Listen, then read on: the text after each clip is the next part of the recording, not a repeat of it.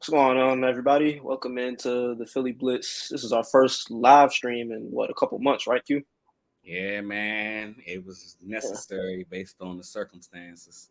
Yeah. So we're here with JP Acosta from SB Nation. Myself, Pierre and Quell. How you guys doing? Feeling good. I feel like I'm glad to come on after what happened last week because I feel like it needs to be like a little bit of okay, I need to talk down Eagles fans like off the ledge a little bit, but also be like, hey, you know, it is You what it know, is at this point.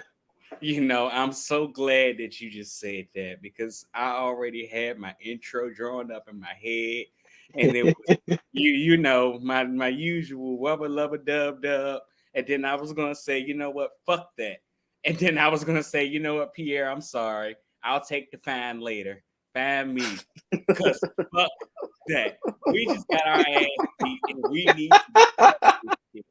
What just happened, man? And you got So people over here telling me that my football team is fraudulent after weeks and weeks of bro, the football team is 10-2. We are 10-2. We literally have the best record in football. And people are telling me my team is not just fraudulent. We are the Arizona Cardinals level of fraudulent. Minnesota Vikings level of fraudulent from last year. Like, what's going on, man? so here's the thing about that, especially with the Vikings. The Vikings were a very high variance team last year. They were not a normal football team, as evidenced by all the many one score games they've won. The Eagles win a lot of one score games because they are good at football. The Vikings win a lot of one score games because Justin Jefferson caught crazy passes. Like this is very much a not to say a symptom of what the Eagles are, but this is an effect of what the Eagles can do. They have such a high floor where that if things don't work, or like they can win in close games because they have the offensive line too. But what happened on Sunday was the Niners did not make it a close game. The biggest thing was on the defensive side of the ball. You cannot play the 49ers if your linebackers are bad. That's really the biggest thing. The Kyle Shanahan figured out Christian Ellis and Nick Morrow were actually bad at football, and like you could tell on the second drive when they scored the touchdown and he threw the wheel route to McCaffrey, it's like, oh, he found him. It's like he had him in the microscope. Or like he had him like, in Call of Duty, how you have a guy in the scope and you're No, just watching him. no. He had Wait, Nick Morrow in the scope the entire drive. wait. It's like you just said here, the way you explained it, it's like we all see the play in our head. We all see Uh-huh. Christian McCaffrey running the wheel and Anthony Nick Monroe Morrow. Nick running the Morrow. sideline. And all I see Nick in my head was, yeah, that's me. If you're wondering how I got here, this is the story. And they bro, got Nick Morrow out there looking like Drake running that route. Like it like what do you do? Like of course it's Christian McCaffrey. Not everybody can defend Christian McCaffrey, especially a linebacker, but those linebackers are bad, and not even on like the big plays, but the Debo touchdown where Nick Morrow just bounced off of Debo Samuel. Like that's a Debo Samuel thing. He's gonna it's do that to a lot of guys. oh my It's god. they changed their offense to be like, okay, instead of trying to run outside zone where the Eagles were setting really hard edges, because that's where they're strong. They are strong up front. They decided to run at them and at the linebackers. Everything was directed at the middle of that defense. And that's really the big thing. Like you cannot play the 49ers. You cannot beat the 49ers if you are bad at linebacker. And I thought the Eagles last year weren't great at linebacker, but they were good enough.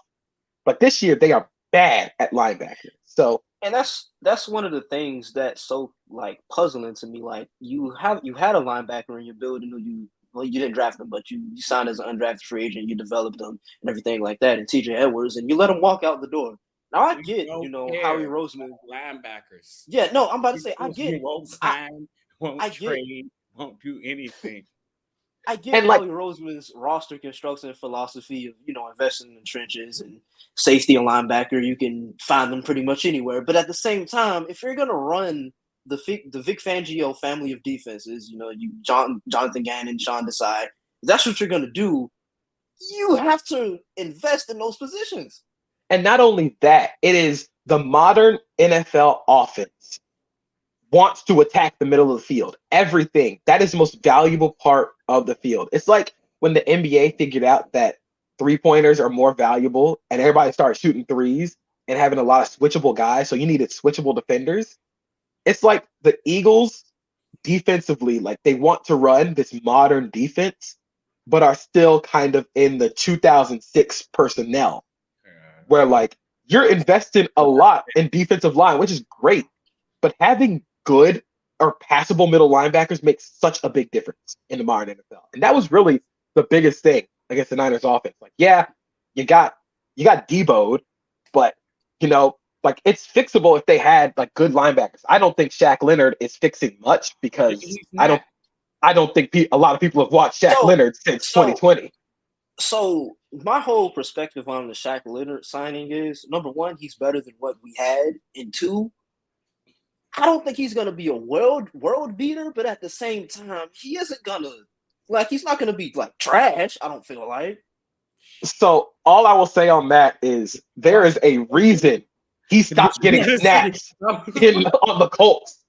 Like EJ Speed was getting reps over Shaq Leonard. That's why he wanted to leave. Like he was getting out snapped, but like you can tell, like the injuries have kind of taken a toll. He is not the same player as he was in like 2020 or even 2021. But will he be better than Nick Morrow or Christian Ellis?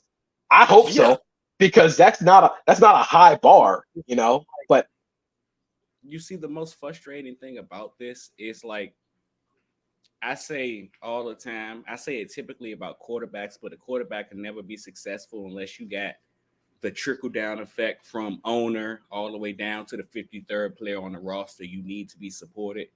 And that's when you'll see a quarterback at his best. You can just say that about an entire roster, man, because like even in this circumstance here, like I love to think that Howie Roseman has learned his lesson. He has more than shown that he's learned his lesson about roster construction and how to build a competent modern day roster and things of that nature. At the same time, there's always that snapshot of when somebody shows you who they are, you should believe them. And all I can think of in this situation is, well, Howie Roseman thought in the 2010 to 2016 modern day of NFL, I don't need a cornerback. I can throw out trash out there as long as I got the other positions, and we'll be good. And he figured out along the line that trotting out Leotis McKelvin ain't enough, man. So he did something different, and he just moved his thought process down the linebacker. And it was, you know, I could trot out TJ Edwards. Look, I found trash and made him the treasure, and I can go sign Kaiser White, who somebody didn't really like, but I can love right now, especially for this scheme. And then what really went wrong is when we drafted Nakobe Dean in the 3rd round, and he sat here and said, I found it. Like, you can't tell me anything. I got it all. I built my linebacking core, and I didn't have to give a hell about it. And now Nakobe Dean is hurt, and you trotting out guys that should not be out there in the modern day NFL, to say the least. And it's, well, brother, we're in the same position we was back then, just in a different position. What do we do? Yeah, like even like Zach Cunningham, who's been fine for the Eagles, but he is fine on 1st down and 2nd down. Like you need guys who can play. Oh no. We need guys who can play on 1st, 2nd, and 3rd down. I'm pretty sure is what he was gonna say. And we didn't have much of any of that. Like, and the crazy part about it is I don't think Christian Ellis deserved to be cut. I don't think Howie Roseman necessarily wanted to cut Christian Ellis, especially given what if they were going to cut one of them, it should have been Morrow. I feel like. All right, can't go. You back? Yes, okay. I'm back. All right, cool. So I actually think the offensive side is a bit more interesting than the defense because you can kind of rationalize, like, yeah, they just got whooped, like off defense. Offense, I actually think is really interesting because my main takeaway from that offensive performance is you can tell Jalen Hurts isn't healthy because that offense didn't look the same at all. That's not true. That's just not true. And just to push back to you of some, I personally was live and in person. I sat in the rain and caught the flu for the next week because I sat in the rain for that Philly versus Buffalo game. And I seen them say, we can try to throw the ball, but we're going to have to run this. And in order to be successful, we got to use Jalen Hurts, not just as a scrambler, but in design runs. And it was there. And I seen them the week before versus Kansas City say, look, if we want to win this game, we're going to have to do something design run personnel-wise where we got to make my quarterback apart. Now, who the hell told Brian Johnson to just erase that part? It just seemed like he was like big-brained or something and sat here and said, look, we done ran Jalen for the last 2 weeks a little bit. And granted, he wasn't perfect, but it worked. And now we're going to throw the ball on him on a defense that just wants you. Just like if you sat here and told San Francisco on Monday before the game, Jalen not going to run, he going to play. Just drop 8 in the coverage and see if he can beat you. I promise you, they would have looked at each other like, are you serious? We going to win? For real? Because, brother, that game plan made no sense to me offensively. So I think it's partially like, I still think, and of course, I agree with what you said about the Chiefs game and the Bills game and like using Jalen as a runner when they needed him to. But that was non-existent against the 49ers. And I think like in that week leading up, like I don't know what happened, but it even feels like the offense has kind of become siloed to the point where you lose that +1 element in your gun run RPO offense because you don't run the quarterback. Like it just became like, oh, outside zone or like pulling Lane Johnson. I think they can stand to be a little more varied in their run game. Like they should get into like running pistol, like get them downhill, I got a question for you. First off, I was supposed to say this. Y'all kind of threw me off with the intro because I done came up with 6 different intros throughout the course of the day prepping for the pod. And the last one that I said was what I came up with. Being mad at the fact that we lost that game. But one of the intros was supposed to be, of course, Duval till we die. Duval till we die, of course. And you being a Jags guy, you've had the chance to see the Colts up close and personal. Mm-hmm. You've seen exactly what Shane Steichen has brought towards that offense. And tweet kind of went viral on Twitter this week. I didn't mean for it to be a bit of a Brian Johnson slander because, I mean, if you look at the team in EPA and yards per game and things of that nature, the offense ain't bad. It's just not what we thought it was going to be. And when you look at what was going on in Indianapolis, not just currently, but pre-Anthony Richardson injury with all the RPOs and things of that nature, I feel like that Shane just – when Shane left, he stole the cycle, which is crazy because the Eagles actually rank 8th in RPOs right now. Like, they run them, but it just feel like it's not good. It's not good. I think like Shane took the RPOs and the quarterback run game, and we don't see any quarterback power. We don't see any counter, all the stuff that we were sitting there like, yeah, that's cool. Keep running that. It's all on. I think a valuable thing that Shane Steichen took with him to Indianapolis is the variety and the different ways he can dress things up to make it look. It looks like the same RPO. They ran that little slide flat RPO to death last year. That little keeper, and then you have like they scored a touchdown on against San Francisco. That keeper where they had tight end run to the flat, and then either AJ Brown, Devontae Smith just run a curl like over the middle, and they ran that to death. But what Shane Steichen brought was dressing it up in different ways, making it look different. So yeah, you're still running it, and yeah, the offense looks like statistically it looks fine, but it feels like everything is so hard right now. It's great because you can still get the boom plays. You still have AJ Brown, Devontae Smith, and you can get the boom plays. So that variety, I think, has been kind of taken away where, like earlier I said, yeah, the game plan last year was we had Devontae Smith and A.J. Brown in this offensive line, but you maximize that. You increase their margin of error by dressing it up and making it look different. Brian Johnson not really dressing things up, not really aiding his offense out. He's not really aiding his offense by making it look different to the opposing side of the ball. I also think they missed Dallas Goedert. They really missed Dallas Goedert.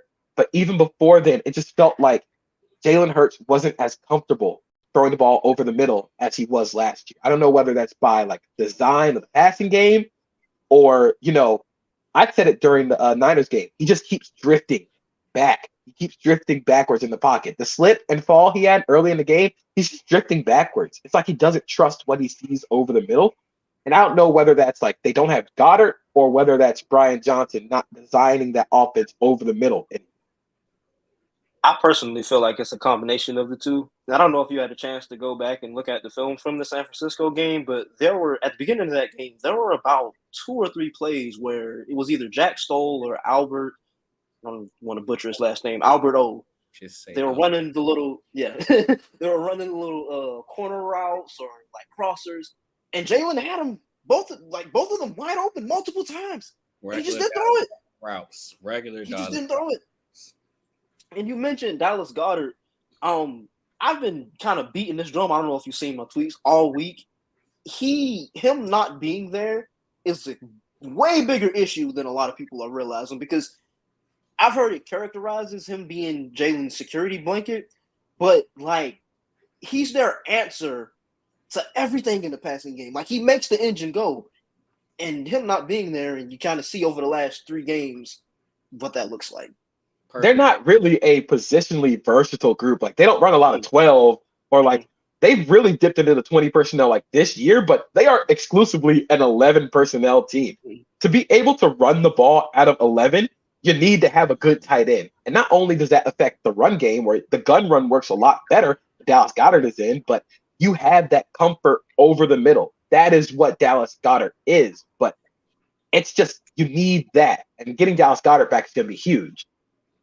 Massive. It's going to be massive, man. Like I spoke in volumes, like when Dallas Goedert injury happened, and said, well, see, the thing about watching Philadelphia last year, and I'm kind of getting into that a little bit more in a second, where the thing about watching Philadelphia last year, specifically when Dallas Goedert went down, there were 2 things that I noticed.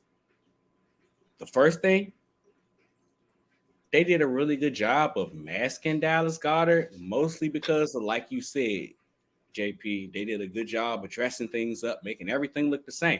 So they could trot out 12 personnel last year, or they could trot out 11 personnel last year, and it either be Jack Stoll or Grant Calcaterra, and you don't necessarily know what's coming, because this year, I said it when Dallas got hurt, I mean, you can still run your 11 personnels. It would just be stressful because teams are going to know it's just a position where it's just a player versatile situation at this point. If I see Jack Stoll, 9 times out of 10, everybody block. That's the blocking tight end. If I see Grant Calcaterra, he's going to go catch. They're running a pass play, things of that nature. Well, that's how they replace Dallas Goedert. But outside of that, where they really miss Dallas Goedert is just in general in the passing game. It's so honestly, when I tell you guys this is going to be so mind-blowing how everything works, but Dallas Goedert is literally the key reason why that 6-game stretch happened for a guy like A.J. Brown, where he can break NFL records. If you actually go look at it statistically, and again, another thing I broke down in a podcast earlier on, A.J. Brown, Devonta Smith in games without Dallas Goedert, he the man, dog. He the man. Get Devonta Smith the ball. I'm pretty sure he averages over 90 yards a game in games without Dallas Goedert. But with Dallas, that goes down tremendously. But the thing about that is, with Dallas, A.J. Brown he can't get double covered like Brian Johnson said that he does now. So it affects the offense in a bunch of different ways, man. Yeah. So I think the biggest difference in having Dallas Goedert is this. Looking it up on Sports Info Solutions, with Dallas Goedert on the field, the passing EPA per play for the Eagles is 0.12, which is really good. A positive number is good. Without Dallas Goedert on the field, it drops to negative 0.07. So it's not only that, but I feel like they need Dallas Goedert. So I've said this before, and y'all are going to laugh. The Eagles offense reminds me a lot of the James Harden Rockets, where everything is a 3-pointer or it's a layup. Right now, the Eagles are big boom play or screen or RPO. They need the mid-range. they need to be able to hit those mid-range jumpers. And that's what Dallas Goedert is. Dallas Goedert is the mid-range jumper. Without having that, you basically end up in what the Chiefs were like a couple of years ago when they lost to the Bengals. Like when all that drop 8 coverage they talked about, it was able to be that way because they didn't have any. They were turning all the RPOs into R's where they couldn't do that, and you didn't have anything over the middle. So now the question for the Eagles is, what is going to be your adjustment? You were able to punch defenses in the mouth last year, but now they're punching back. And now that you're getting Dallas Goedert back, what's going to be your counterpunch at this point? Because even the hard narrow Rockets had to end, and it didn't end well. They missed 27 straight threes. That 49ers game feels like the 27 straight threes. Wow. Like they needed that. That felt demoralizing. This sucked, but it sucked more so because it felt like my football team didn't have everything. Look, as a fan of a team, Eagles fan, because they didn't have everything in the NFC Championship game. As a fan of a team who has been on the other side of that 49ers butt kicking, you need to get your butt kicked a little bit to kind of recalibrate. Like this is that moment. Like now you're getting Goddard back. You're playing another very good defense.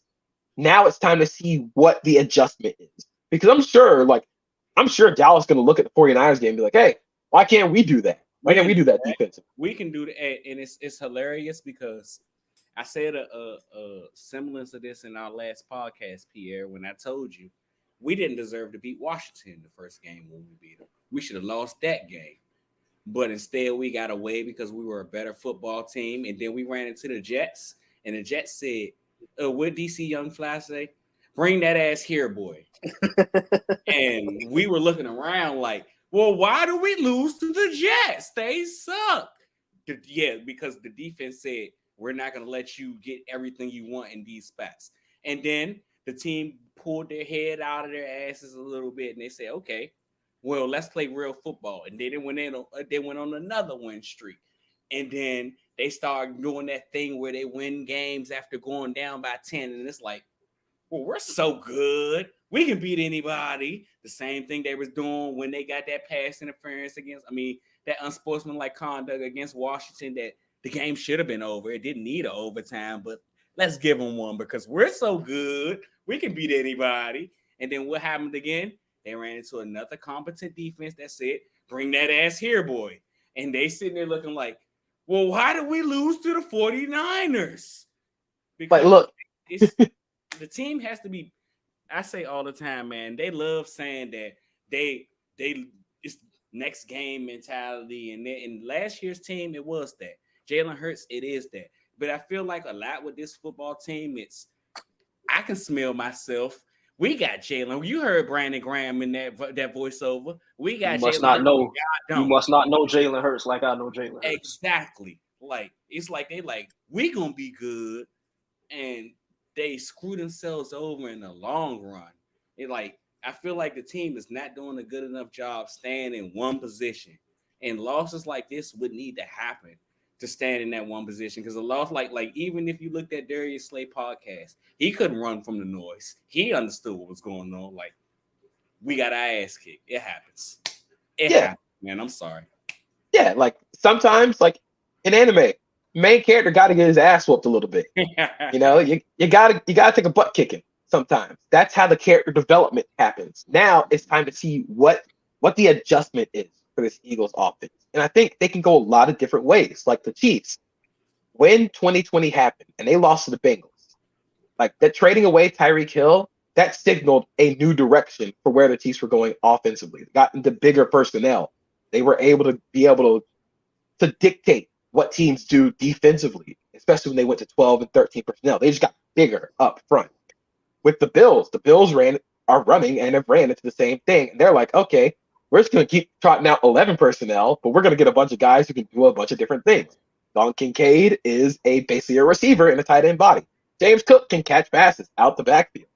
But now the Eagles find themselves in that spot And now what can they do? I think they have the personnel to be like, oh, we're going to get back into the 12 personnel we got into last year and force teams to dictate what's going to go on.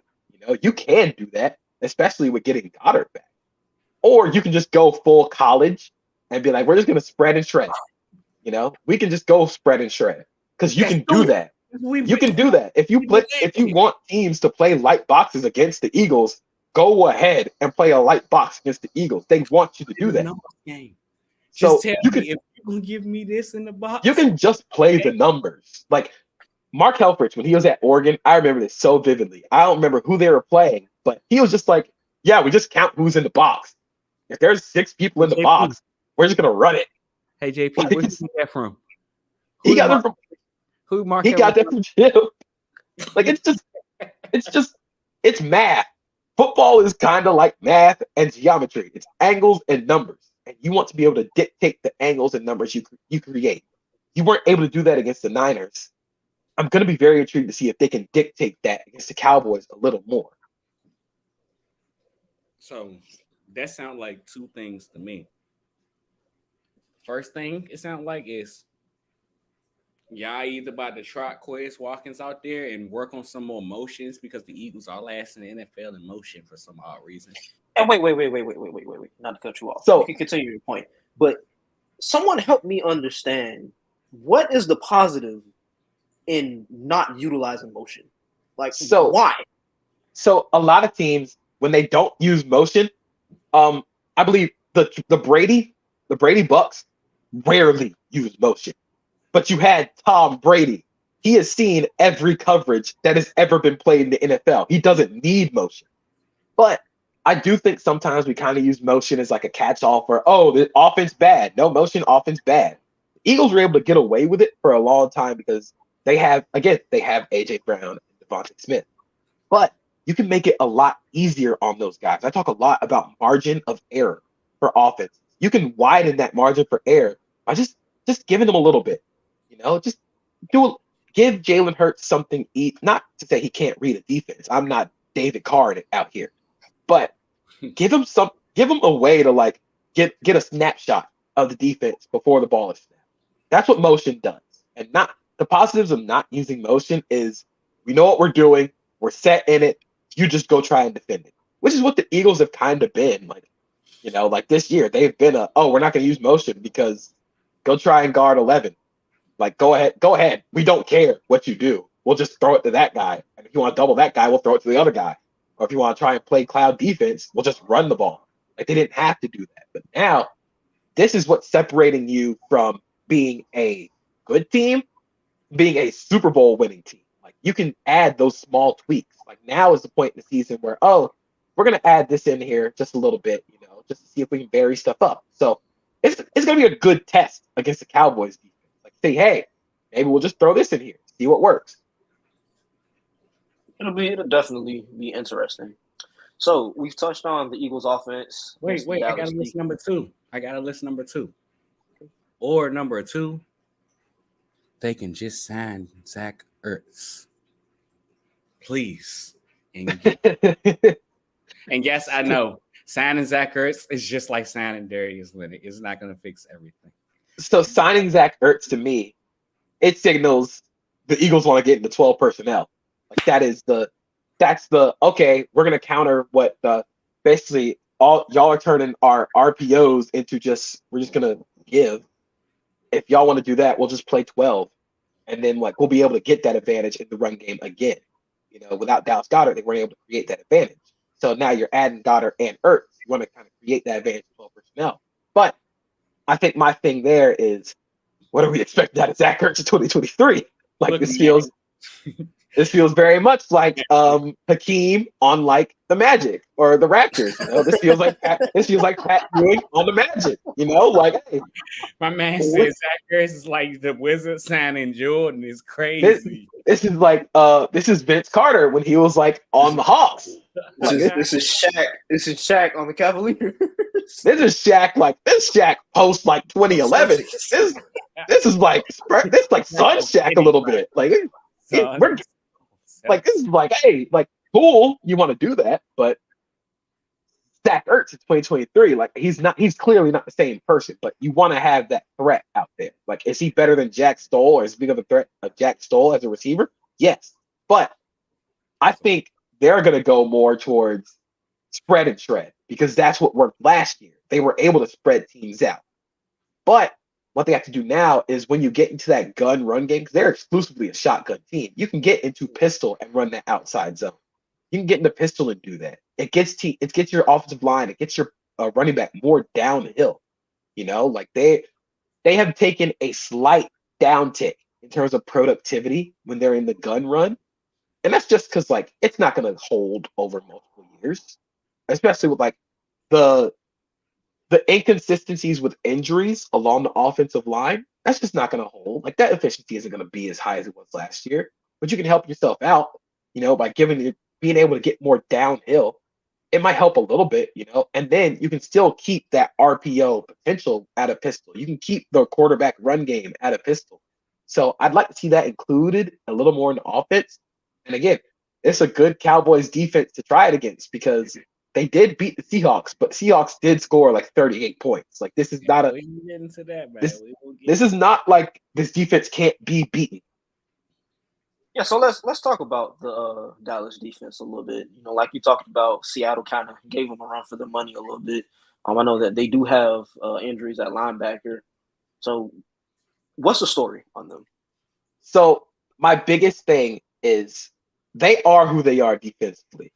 They in the beginning of the season, they only had 3 linebackers on the roster, and one of them is 205 pounds and a former safety. That's really cool when you play teams who spread and shred like the Eagles. That's not cool when teams get into 12 and 13 personnel and run the ball at you, because then you're 205 pounds running against a 330-pound guard. They're getting better against the run, but I still think because of how light they are inherently, like that's going to be a problem.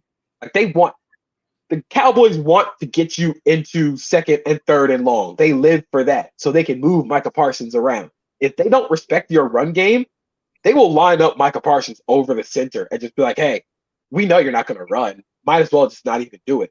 So I think this is going to be a really good game for them to turn those RPOs just into R's. Just give the ball, So I think it's going to be interesting to see, like, of course, like if they want to get into 12 personnel, because the Seahawks kind of got after them. They got into bigger personnel and bigger groupings on the field. That's when Seattle started to make a comeback. I also think as good as Deron Bland has been this year, he is having very much a Trevon Diggs 2021 year, where he's got a lot of picks and a lot of pick sixes, also a lot of yards. Like it's the give and take. So I do think if you want to attack downfield, this might be another one of the another Devontae Smith game. If Gilmore sees a lot of AJ Brown, it's gonna be a Devontae Smith game, or this might be it's gonna be a huge Dallas Goedert game. But offensively, the Cowboys are they're so efficient. They are a buzzsaw. Like they want to, instead of the Eagles being spread and shred, the Cowboys are like, okay, we're gonna live it. The Cowboys are like prime efficiency DeMar DeRozan, where like he is only going to shoot mid-range jumpers. Dak is a 8 to 15 yard seam route thrower. It's like the joke is like Dak has never seen a seam route he doesn't like to throw. But what I think has been so good for them, since again, you need to get your butt kicked by the 49ers to learn something. They got their butt kicked by the 49ers early and realized, oh, we can move CeeDee Lamb around. We can put him in motion. And that's the biggest thing. They're able to create opportunities for CeeDee Lamb. And so that's going to be a huge point. Like he had a great game against the Eagles the first time because they were moving him around and finding, they were finding Christian Ellis or they were finding Nick Morrow in the slot. And like, okay, you want to, in that quarters coverage, you're going to end up, your linebacker's going to be guarding CeeDee Lamb. Like, good luck with that. I actually have the coverage stats broke right here in front of me. So versus when Darius Slay was lined up on him, 7 targets, 4 receptions, 62 yards. Eli Ricks, 3 targets, 3 receptions, 65 yards. Sidney Brown, 2 targets, 2 receptions, 35 yards. Reed Blankenship, despite what you were saying before we started recording, Quell, 2 targets, 0 catches. Kevin Byard, 1 target, Yeah, 1 good catch, luck 20 finding that yards. in another game. And Zach Cunningham, 1 target, 1 catch for 9 yards. So, like you said, JP, they moved him around a lot. Yeah, they're going to move him around. They're going to find him isolated matchups. And I think the game plan is you got a 1 double 88. Like, just double him. Like, play man everywhere else. Like, I will live with Brandon Cooks beating me. The game plan should be we're going to take James Bradbury and we're going to double CeeDee Lamb with the safety. Or like what Bill Belichick would used to do, he would take his fastest corner or his second best corner and put it on the best receiver and double, and then put his best corner on the second best receiver. Because if we're gonna double this guy, and our best guy is covering the second best guy, who are you gonna throw it to? Like who are the Cowboys going to throw it to? Is it gonna be a Jake Ferguson game? Like I'll live with that. Like, is it gonna be Michael Gallup in 2023? Like I'm cool with Michael Gallup beating me, but I want to see the Eagles be. And this is my problem with a lot of Fangio trees that aren't run by Vic Fangio. Like, eventually, you will have to see teams who can break these coverages. Now in the NFL, the offense is starting to punch back a little bit, and you're starting to see more design routes and design concepts to beat your quarters coverage or beat your 3-by-1 coverage. Eventually, you're gonna have to play man, and I think this is gonna be a game where like you can man this team, or like. The Niners played a lot of man against the Cowboys. I know it was early and this was a different Cowboys team, but they played a lot of man and were very physical up front. Like I think that's also a thing that's very interesting about the Eagles and about a lot of Fangio style teams. They're not physical like at the line of scrimmage. They're much more reading on the outside. So like even if it looks like they're playing like cover 2, they're not gonna like aggressive jam cover 2. Like it's gonna be more like they're gonna let you make the first move. It's very reactive. I think against the Cowboys, like you got to change that around. You got to be the aggressor. You got to get them out of their rhythm. If you're gonna sit in the mid range, you better play some good defense. You better get a hand in the face or make it uncomfortable for Dak. And I think if you can get that, they can be beaten again. On this team, no team in the NFL just can't be beat. Like the Cowboys can be beaten. I just think the Eagles have to kind of look in the mirror and be like, hey, like we can't just stick to like our bread and butter against this team because we've seen them before and they have shredded that. So now it's time to adjust. And see, that's the issue right there. Like it's the look in the mirror kind of thing. I like a lot of what you said, JP, about how the team has to attack this Dallas team. It's also a bit of pushback about some things you said, like blitzing the quarterback. Well, I would love to sit here and say, well, this is a blitz game, but the Eagles ranked 31st in the league in blitz. Oh, I'm not even saying like blitz. Like you don't have to blitz. Like you have the front to just not blitz. What I'm saying when it comes to aggression is like I'm saying get in their face at receiver. Like they have like you play a lot of off and like reading coverage. You might be at the line of scrimmage, but you're not pressing. You can do that to kind of throw them off their game. That's what the Niners do best. They press and are physical up front. They are the aggressors. They get you off your route. So that's something like you don't want this Cowboys offense in a rhythm because Dak in a rhythm is one of the best quarterbacks in the NFL. Throw off the timing a little bit. That's going to be the big thing. It's like when they played the Eagles, or not the Eagles, when the Eagles played the Dolphins, the biggest thing was getting Tua off the timing. Mm-hmm. Now they're facing a quarterback who's very good in rhythm. Throw off the timing just a little bit. And it's like we saw that on the first 2 offensive drives in the San Francisco game where they were effective at, throwing off Brock Purdy's timing.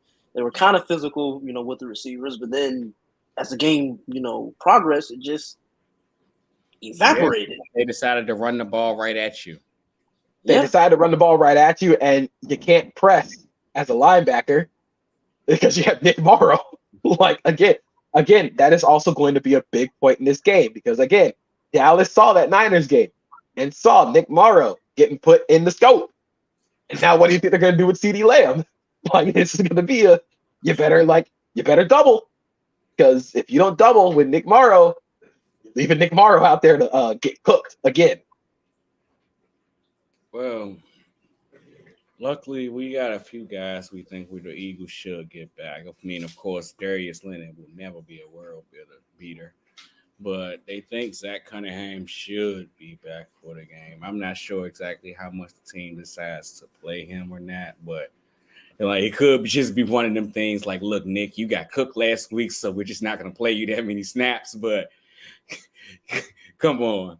At the same time, and like I said, man, JP, you said a lot of really good things about how this Eagles team has to attack Dallas. The one thing that does concern me is the tight end position, though. Like you said, I'm being completely 100 with you. Just same way you said it, same way I feel like this, was the same way I'm pretty sure Pierre feels like this. If you told me on Monday morning we lost because Jake Ferguson kicked our ass, I'm gonna be angry because we lost, but I'll be okay with that. The problem with that is the Eagles give up a 95 QBR to tight ends, which is the worst for a team since 2016. Like, we get cooked by tight ends. And I mean, granted, it like stats could say a lot of things how I see it, because stats say the Eagles are 29th in pass defense. Believable. Stats also don't take into account that I seen my defense play against Buffalo, Kansas City, and Miami and not allow a point in the second half. So I'll raise your stats with that. But I mean, just looking at the Eagles defense statistically, it's a lot of things about this game that Dallas should be able to match up with, specifically at that position. They gave up 50 plus yards to, I believe, Hawkinson, Logan Thomas, Hunter Henry. Like the list, I believe it was like 5 of them on the list, where 50 is like the general marker for a tight end. And I think Kelsey got like 40 something, but he caught a touchdown. So this could be a prime Jake Ferguson game for those who like to bet some money. I wouldn't advise you to bet against the Birds, but for those who like to bet money, this could be a prime Jake Ferguson game. So if you want another metric for that, when teams throw to their tight end, the Eagles give up per Sports Info Solutions, a 61% positive play rate. And a positive play is anything that garners like a positive EPA, which is third highest in the NFL. So yeah, that's going to be a little bit of an issue.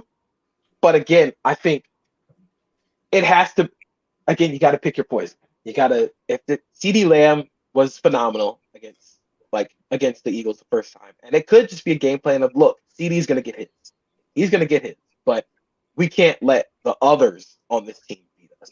Because, eventually, CD's going to mess up eventually. Like, they have to find somewhere else to go with the ball. But I just wonder if they're going to be able to break out of this. Oh, this is they need to adjust. Just what we do. They need to adjust. How we win. They need to adjust to mask their linebackers a little bit, because now everybody knows the book. Like, the book is out. Like, hey, this team isn't good there, and they're gonna attack. They're gonna attack those linebackers. So I want to see how they insulate those guys. Whether it be like, hey, we're gonna play a very aggressive quarters coverage where we're gonna bring the safety down hard on anything over the middle, just to kind of insulate those guys and help them out a little bit. Or it's gonna be like, we're just gonna double when CD's in the slot, or with Jake Ferguson, we want to have a guy over the top. So it's going to be really cool. It's going to be really cool to see a chess match between both of these teams. Definitely, man. Yeah, man. It'll be very interesting. Just to point on your last point about playing, bringing the safety down and possibly playing more one high coverages. Since Kevin Byard joined the Eagles, I have it for, I think this is Bleeding Green Nation.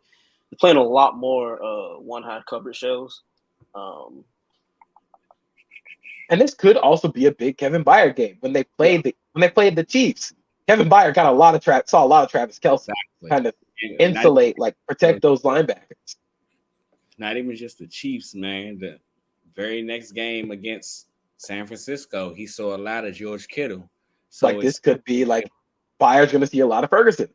Yeah. Which, this could be a match. It's got to be this is the reason you traded for him.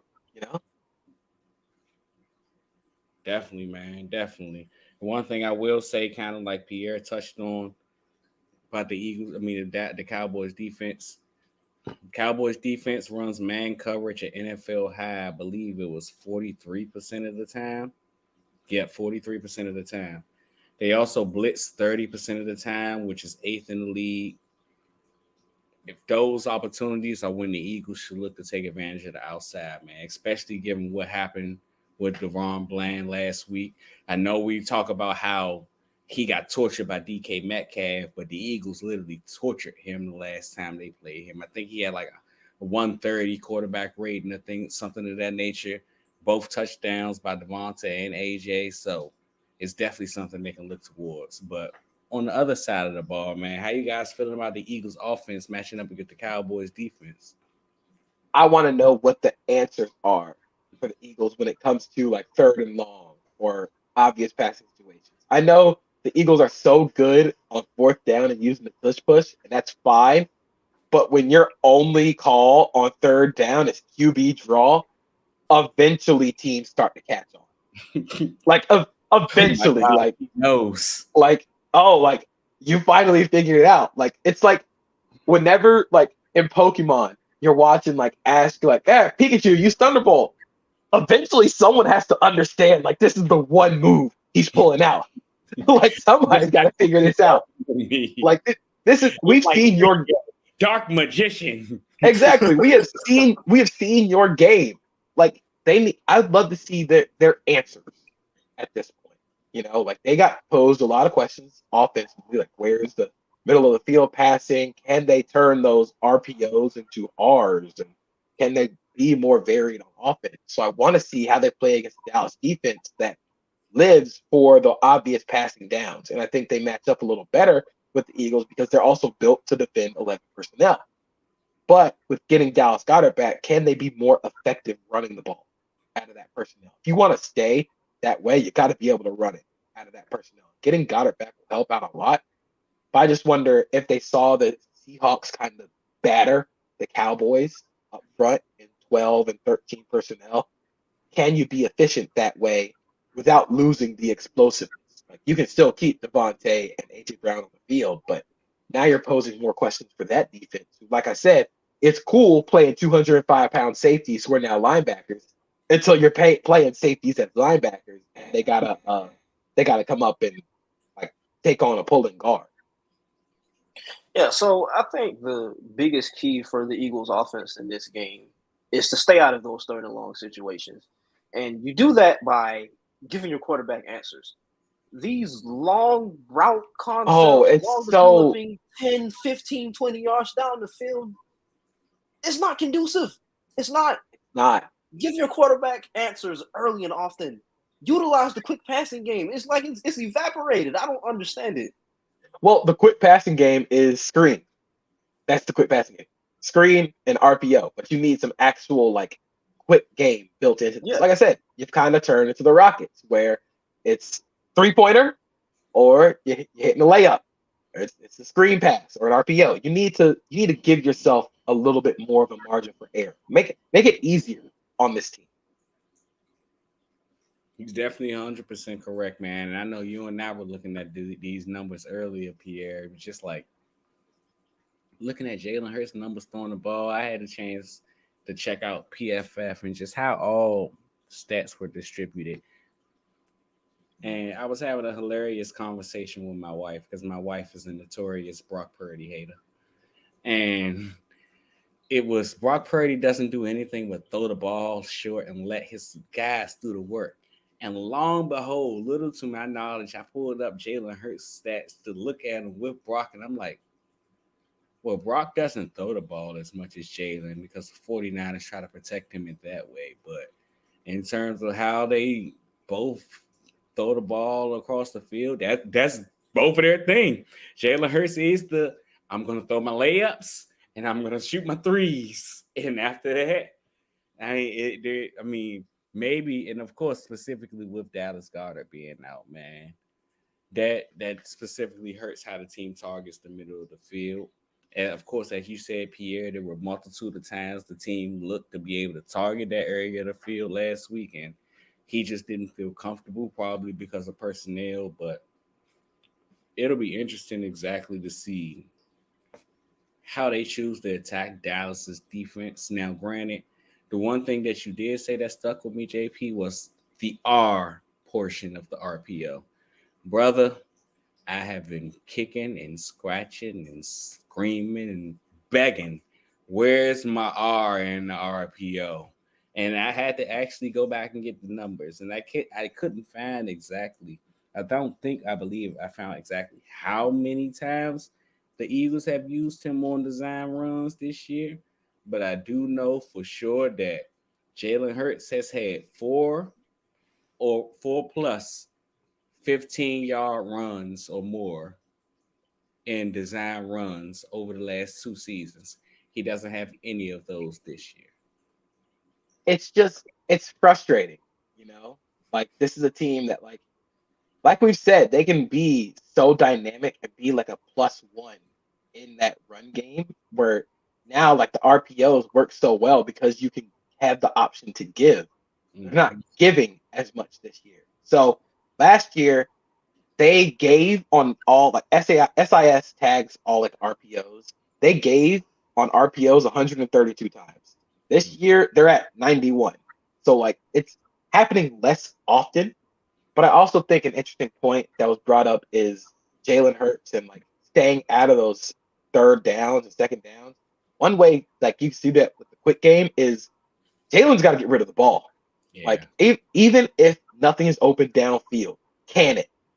Just kill the play, throw it out of bounds. So I went and looked it up because I thought it would be interesting. So Jalen Hurts' time to throw this year is 3.07 seconds. Last year it was 2.76. He's clearly holding the ball longer because the routes are much more longer developing, and there's no like intermediate, nothing over the middle. That's why I thought Jalen's growth last year was finding those over the middle routes. That's something that Shane Steichen was able to do. Brian Johnson has got to give him more quick game, more over the middle stuff. Not only like to pry open that defense, but to give him something easy to hit. You know, like you can build up towards the big throw. You don't automatically have to come out and be like, oh, we're gonna throw the deep pass off rip. kind of the way kind of the way I've characterized it is like you know how in basketball to get your shooters easy shots, you run them off screens. Mm-hmm. Get them some layup throws. Get them some easy throws. Stop having everything down the field. But it's if we're using the basketball analogy, you're just putting them in ISO every time. You're putting them Yeah, on like you're putting them at the wing on the 3 point line, just being like, everybody get out the way. Like you're playing it like the rec. And like sure that works sometimes. Jalen Hurts is still a very efficient deep ball passer. But now when teams drop eight, and now when teams are like, okay, we know they're not going to run it out of those RPOs, and we know they want to throw it deep. What is the answer? Can you find those intermediate areas of the field? And now it's up to Jalen and it's up to Brian Johnson to kind of find that mesh point for this offense because they're missing that link between this RPOs and the screens and the deep passes. They're missing that connectivity within the offense where like you need everything to be connected. That's how you can sequence. That's how you can layer things in an offense. That's what really made the Eagles so good last year. They were able to sequence, be so dynamic, and they were able to hit you at every portion of the field. Now you don't really have that because again, every RPO is a pass. And if it's not an RPO pass, it's a deep over or like a go ball to AJ Brown or Devontae Smith. You need that in between game. It's so frustrating in these circumstances because, like, you remember early on in the season or prior to the season, Pierre, when we seen reports that the Eagles said they believe there was another another step leap. Yeah, Jalen Hurts could take. What if this was the another leap where, well, what if we took that area away from him? And I mean, it's frustrating because for some quarterbacks that works, man. Like I speak in volumes. I will climb to the top of mountains and scream to anyone who listens that that's why Josh Allen became good because the team went to him and said, "Look, brother, we're gonna take away the middle of the field and we're gonna give you either this short throw or this long throw, and you make your decisions." In the moment Brian Dabble got removed and that aspect of the game where we gonna neuter you for lack of a better term, they that got removed and the quarterback just got free reigns. I feel like we're in a similar situation here in Philadelphia where I do feel like there's another leap for Jalen Hurts to take. I also feel like that they're kind of like holding him back from that leap when you negate the middle of the field like this. Like you said, JP, he excelled when you gave him those routes to target the middle of the field, things like that. And I said that early on in the year, just with how the team was using Dallas Goedert. I felt like early on it was just a screen or RPO peak, and after that, it was no other answer for Dallas Goedert in the offense. And I just kept saying, I remember, last year he was just so dominant across the middle of the field, and it's like they've eliminated that aspect of the offense. So it'll be interesting if they try to go back to something similar, but I don't know, man. I like to think Brian Johnson has shown us his ways at this point, and it comes down to, can we just be we've seen the team can make adjustments clearly. This team is a better football team in the second half than they are in first halves all the time.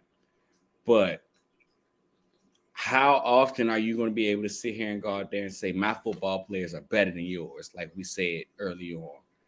I don't know if that's going to be able to win the Super Bowl this year, man, which is crazy because it's a prime opportunity right now, especially looking across at the AFC, where last year you got 2-3 teams where shit, it didn't matter which one of those three you ran into. It was going to be a hard time beating any of them. And now it's like, all you got to do is get there, man. And you might got one, and the team just shooting themselves in the foot. And I think what's the problem with the middle of the field passing is, seeing more drop 8 coverage. You're going to try and flood those areas. You're trying to protect against those deep passes. Without Goddard, you don't really have that middle of the field presence against drop 8. And so, I always look back to the Monday Night Football game against the Vikings, where the Vikings played drop 8. Jalen just didn't see the guy over the middle of the field, like the defender in the middle of the field, and threw a pick. And it felt like from that point on, Brian Johnson was like, oh, that's it. Never throwing over the middle of the field again. We're never designing another concept for that. Where everything is just on the sideline, by the sideline. And it's fair to point out, Brian Johnson, before he came to the NFL as a quarterback coach, he was the offensive coordinator of Florida. He was a college coordinator. College coordinators are great, when they're doing the fun RPO stuff. But a lot of the college game is built on width and space. You just don't have that space in the NFL. One, because everybody is just as fast as you. Two, just the hash marks and the width of the field is smaller. So you don't have that space to you don't have that built-in middle of the field where you have to defend so much more grass. Now everything's more confined. And when you flood those middle areas of the field, you have to be able to pry it open yourself. You got to do a little bit more work. So I'd love to see Brian Johnson do a bit more work in designing that offense to give them the layups a little bit more. Give them those throws. Give Jalen access to those throws because he can hit them. He hit them last year really well, but this year just seems like he doesn't trust what he's seeing. Either it's not open or he's just holding on to it because he just doesn't trust what's over the middle of the field. And that could be due to not having Goddard, but at the same time, the evidence is there. He's holding the ball a lot longer than he did last year. Certainly, man. Certainly. So we didn't discuss Philly and San Francisco. We didn't discuss Philly and Dallas. It's only one way to go from here. I'm always obligated to get a prediction from you, JP. Oh, man. I'm really struggling with this game because I can see both teams really coming out and making a statement about this game. I think both teams need this game. The Eagles need it to be like, hey, we're still really good at football. You might think the Niners kind of pushed us around, but we can still do this football thing. Dallas needs this literally, they can take control of the division. This is the biggest game of the year for them. Oh man, I think I lean Dallas a little bit. Oh no, just a little bit because of how Dak is playing right now. Like he is on an unconscious heater at this point. So I just That's wonder. two interceptions. Crazy. I just wonder what is going to be the answer for a shootout. Right?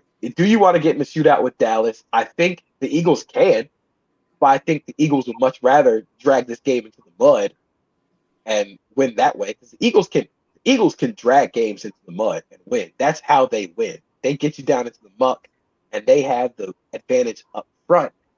Where okay, you want to play those light boxes, you want to play dime personnel all the time, just run it at you. So I think I lean. My head says Dallas, but I have this feeling that the Eagles are going to come out like, "Hey, we kind of got our butts kicked last week. We can't let everybody think they can just get one over on us. Like we gotta show." It's very like it's a simple thing, but like you gotta show you ain't no bitch. Like You know, the Niners kind of treated y'all like a bitch, you and know. now it's like, and now like you gotta show you ain't no bitch. The Cowboys probably think y'all a bitch. Like me personally, What did me Joey Bosa personally, say? They gave us a I blueprint. me personally, I wouldn't take that disrespect. Me personally, Like I'm not taking personally, that. I'm not taking that. So I just had this feeling the Eagles are going to come out on fire, and they're just going to be able to like put this game away. So I'm kind of conflicted. I feel like they always kind of split these games, especially with Dallas being at home. Yeah, And like Dallas. everything in my head is saying this is a Dallas win. But again, it's that I'm not a bitch. I ain't no bitch. It's time to prove, like, again, Niners pushed you around. Dallas probably thinks you can push you around. Me personally, I'm not letting another dude think you push me around. I might have gotten got once. I'm not gonna get got again. Listen, man. I was gonna let Pierre go first until you called us a bitch. I'm not saying I'm not saying the Eagles are a bitch. I'm All I'm just saying saying is, I'm saying that Dallas probably thinks the Eagles are a bitch because the Niners just did that. They're like, hey, we can push them around. you They're right. not the same as last year. And the most frustrating part about this is I spent all this time doing the whole podcast saying how my whole football team got to step up and all this, that, and the third and that. And I'm about to do the exact same thing that they did. The literally exact same thing. You see this? I'm okay as long as we trotting out number one under center. And like you said, a lot of people think we some bitches after what just happened. And if it was anybody I'd rather have in my corner after what just happened to you, like after getting punched in the mouth like that, if I could go get anybody, I'm gonna go get him. Because I know he don't take it lightly to disrespect. Now, if I had one concern, is my defense getting a stop. Like if you told me the Eagles lost 38-35 because the defense couldn't get a stop at the end of the game, I believe it. But I also believe my offense is going to show up on a level that they haven't shown up before because that guy's on the center and he's going to demand a whole lot more from what the hell they just shown in that game. Because what they just showed was we can get punched in the mouth and we can't respond. And the one thing I know about Jalen Hurts, I say this all the time. I say it to Pierre all the time. Jalen Hurts left from Oklahoma, and the one thing I remember from him saying is after he got his ass kicked by LSU is usually in these situations you can get your face back. I can't get my face back because I'm leaving. He hates this. He like he if anything, he not going for this. Now, if the defense stands on business like I believe they should, it's a completely different conversation. But I'm willing to stand like as Brandon Graham said, y'all must not know Jalen Hurts like I know Jalen Hurts. So the Cowboys can have all the momentum and be playing so great at home, and they can even have a little winning streak against the Eagles at home because the teams have been trading off victories at home in a way. The away team typically loses this game. 49ers might have fucked that up for y'all. I'm not going to hold you. It's personal at this point. I'm It's not going ve- to. it's very much the Michael Irvin meme. It's like nobody believes in you. What are you prepared to do about it? You're not gonna let nobody come in, yo. What are you prepared to do about it? Everybody thinks you can get God. Wait, what's the other one? What's the other one? When a man going up against another man, They need to play that in the Eagles locker room on loop this entire week, leading up to the game. Nobody believes in you. I would have every prediction that everybody says that has Dallas winning, put it up in the facility. Nobody believes in you.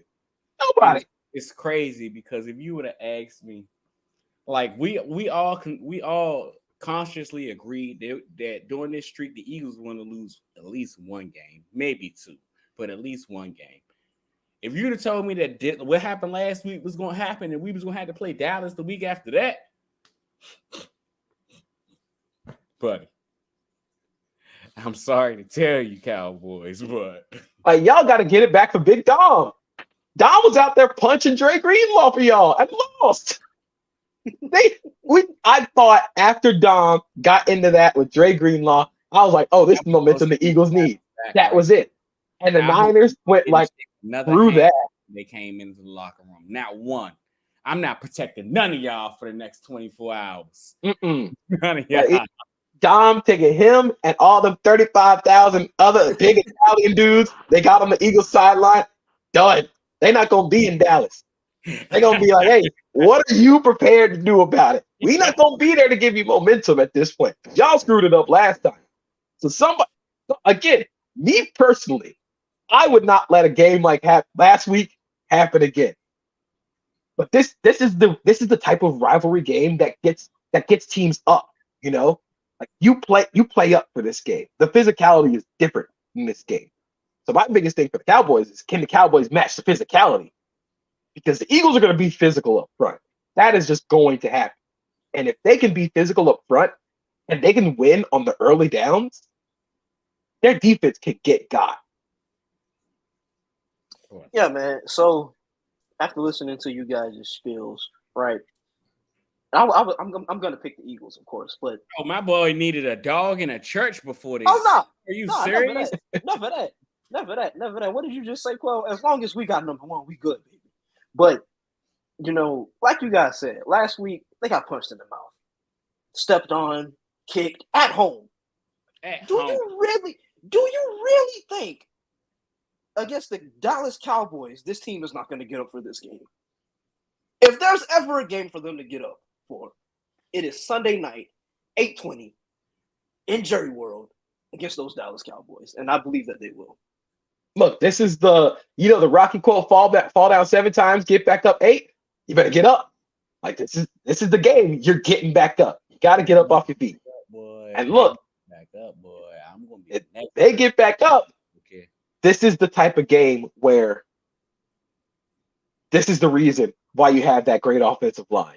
Like this is why you have those guys. This is why you always draft defensive linemen in the first round. If you can win up front, like that completely changes this game. Like the Eagles were dominated up front last week. You don't really hear that a lot about an Eagles team. Like they got manhandled up front. Again, me personally, I'm not letting them slide like that. I'm not letting that slide. Dallas probably thinks they can manhandle you. Me personally, I'm not letting a team with a 205-pound linebacker think they can just play like that. Like, you're not going to play a safety at linebacker and say, I can't run the ball. And that's just not going to happen. All right, so can we get a score prediction, JP? Ooh, okay. So the last game was 38-35, right? I don't think it's going to be as high scoring. I don't think they're going to get 38-35 again. I'm going to go 28-24. I don't think it's going to be a big scoring game. I think this is going to be another one of those. The Eagles are going to try and ball control this game, and they can ball control this game if they want to. And Dallas is just going to be like, hey, we have Dak, so like, if we want to, we got to score on every possession, which they can. But I think the Eagles are going to find a way to get a stop. I think with the overall, I think Terrence Steele has not played as good as he did last year. So this is going to have to be a Hassan Reddick. This is why you get paid. This is why people think you're one of the best pass rushers in the NFL. If you're going to see a lot of Terrence Steele, this is the game where Terrence Steele, this is the game where Hassan Reddick plays his best game of the season, because Dallas throws the ball a lot on early downs. Make them pay. You want to throw the ball a lot? This is why we invest a lot on the defensive line. This is why this is why you play 5-man fronts, so nobody can double. So this is it. Again, this is the perfect. Both these teams are built to beat each other. These teams are very much built. Okay, Dallas is built defensively. We're going to play a lot of light boxes. We're going to play smaller because we want to be able to defend those boom plays that the Eagles have. Dallas offensively has a guy they can move around and isolate in the slot. Philly is big. They can play big. So this has to be we've been referencing basketball a lot. This has got to be a Shaq game. You got to be Shaq. You just be big. Back him down the post and just dunk on him. All right? That's the game plan. Run for 5 yards. If they're going to give up the 4-yard runs, take them. This has to be a give on the RPOs. Just give it. You don't have to throw the ball on the RPO. Just keep giving the ball if they're going to play light. And then as soon as they bring a safety down into the box to help defend, because that's what Dallas does. They play a lot of light boxes, and they'll bring a guy like Jordan Lewis or Jaron Kearse into the box. If you want to do that, sure. But then you're leaving the corners one-on-one.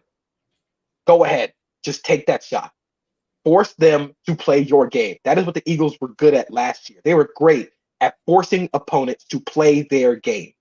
This has to be a game where you are the aggressor in this game. You got to be the aggressor.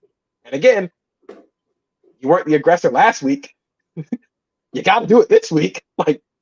Again, everybody thinks everybody thinks the Eagles are frauds. Me personally, I wouldn't let that team, I wouldn't let anybody think we're frauds. You're not going to call me a fraud. This is the perfect game to be like, hey, we're not frauds. They are a real deal, great football. Give me the Birds, 27-21.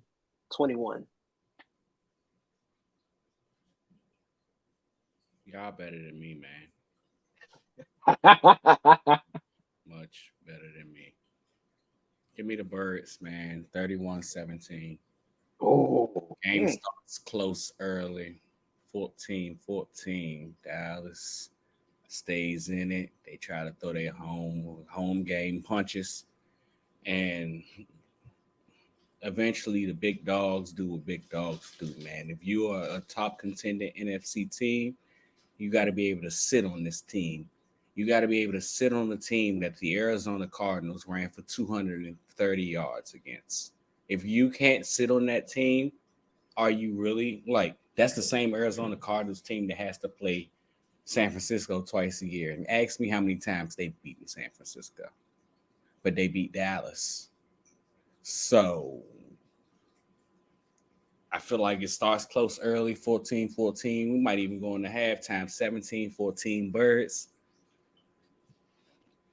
Touchdown after the half and a late touchdown later seals the game away. The Eagles get back to their ways of not allowing points in the second half like they did the first time in this game, like they did against Miami and like they did against Kansas City. Proved last week and the week before that was fugazi, to say the least. I will say the one stat from the Cowboys Seahawks game on early downs, the Seahawks had a 46% success rate on early down runs. Just give the ball. Just run it. This is the type of game where you have this offensive line. Use it. I mean, DeAndre Swift. We all seen the people out there with those signs yesterday. We seen it. Run the damn ball. I wish I had my hat. You know, I wish I could host a video up here. I send this video all the time in the group chat of Marshawn Lynch just saying, I just want to run the ball at a motherfucker face. just run through his face every time. That's like my favorite video on the internet because, like, yo, that's Philadelphia Eagles football right there. We get to a certain point in the game, it's us against them up front, and I'll take us instead of them against all 31 other teams in football. But it's gonna be a good game, man. It's gonna be a great game. Yeah, man. Appreciate you for hopping on, JP. Man, we had No a lot problem, of fun. man. Yeah, man. We as always, moment we were a little bit too. I don't know if you had a chance to check out the pod before this, but you could hear the somberness in our voice. Well, maybe if this happened and we did this. And Oh, I've been there. I've been on the other side of the 49ers humbling. So I know it gets better. It gets better on the other side. Speaking of getting better, before we get you out of there, man, what's the thoughts? Trevor coming back this year? You guys done? What's the call? Apparently, Trevor's going to play on Sunday. Whoa. I don't know how is he made of vibranium at this point? I don't know how he's doing this. My fantasy team just rejoiced. Because he got his ankle folded. Sadness. And like, hey, if that guy's healthy, I trust him and that team against anybody else in the league. I can dig it, man. That's how it's supposed to be. Go Birds. It was always the Jags. Go Birds. You're obligated to give